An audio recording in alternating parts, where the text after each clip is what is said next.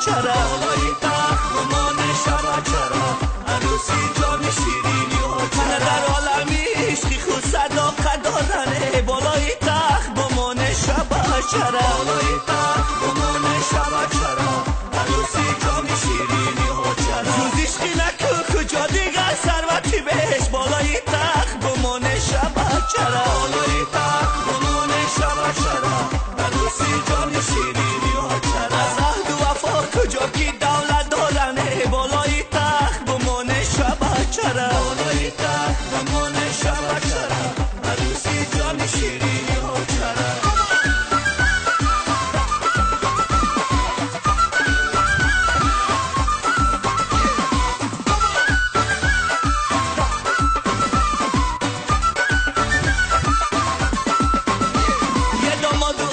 شایسته‌ای دراننه بالای تخت بمان شب چرا بالای تخت بمان شب چرا عروسی جان شیرینی ها چرا عبادات الهی صادق و خنداننه بالای تخت بمان شب چرا بالای تخت بمان شب چرا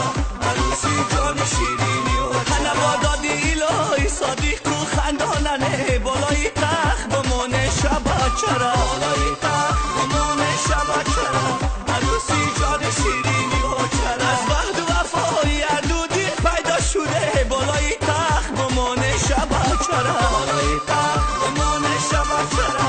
عروسی جان شیرینی ها چرا یا قدری رهی را یا شیقی مداننه بالای تخت بمان شب چرا بالای تخت بمان شب چرا عروسی جان شیرینی ها چرا همه جا گل بسیاره